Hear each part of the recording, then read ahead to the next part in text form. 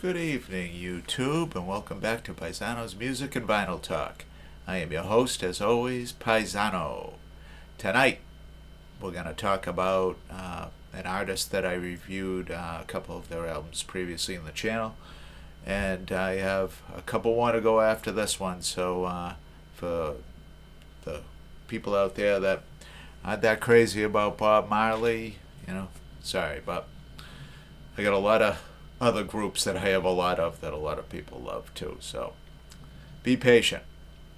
This is just called Bob Marley and the Wailers, and it's a picture disc, as you can see.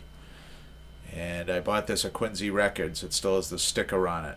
$9.99. Bought it in the mid-'80s. Now, there's quite a story that goes all along with this one, and where these recordings came from, and how I obtained this. My best friend had a cassette that looked nothing like this. The cover looked nothing like this. And it had a list of songs on it, and I was struck by the rawness of the recordings. It was definitely Bob Marley and the Wailers, but it was definitely early in their career as a group with instruments. The original Wailers, from the mid-'60s till about 1969, were strictly a vocal group in Jamaica. And only after they picked up some instruments and started playing as a band did they achieve the worldwide stardom that they did. But like I said, he had this cassette, and I was struck by how unproduced these songs were. And I was in Quincy Records one day, and I saw this, and I saw the track listing, which is listed on the outside. There's no proper cover with this. It came in this plastic sleeve, so I could see the track listing. I'm like, damn, if that doesn't look like the exact same track listing as my friend's cassette. So I took a chance for $10 and I bought it, and sure enough, it was the same recordings. And I always enjoyed it. I always enjoyed the rawness of it and the instrumentation. It's a lot of their songs that a lot of these songs on here made it to their first couple of albums, and I tell you, these are outstanding renditions of them. I almost prefer them to the super clean studio releases.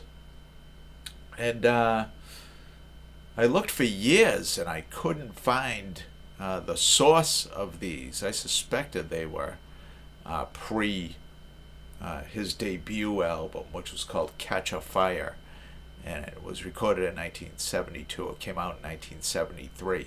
I suspected they were older than that, and I was right. There was a producer in Jamaica. His name was Lee Perry. He was nicknamed Scratch. So Lee Scratch Perry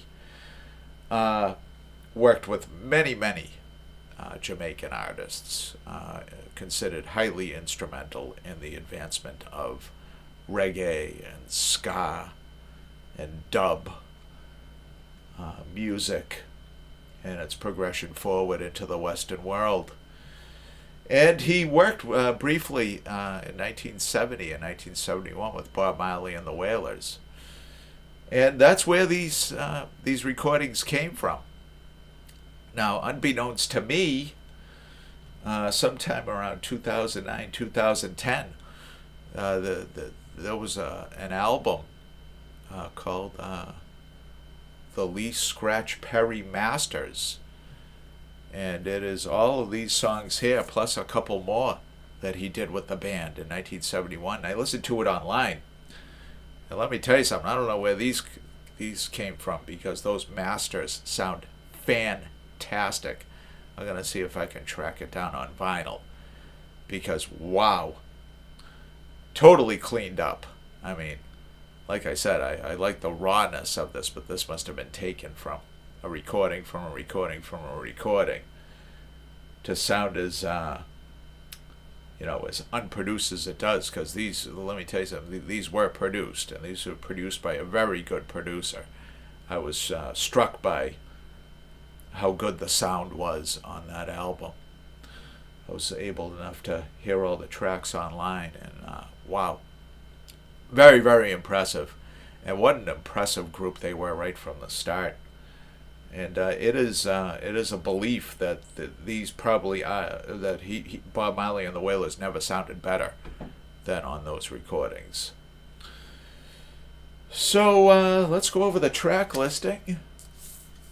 On side 1, you have Keep On Moving, Don't Rock My Boat, Put It On, Fussing and Fighting, Duppy Conqueror, and Memphis. Finishes out side 1. Side 2, Riding High, Kaya, African Herbsman, Stand Alone, Brainwashing, and Sun Is Shining. And this has been released many, many times. It came out in 1971.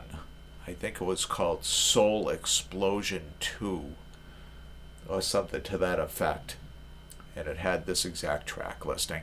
I don't know if it sounded any better or worse than this, but I'm definitely going to make it a point to try to get a hold of those Lee Scratch Perry masters. That would be incredible. All right. I want to thank you guys for tuning in. If you're enjoying our content, please like and subscribe. I would appreciate it very much.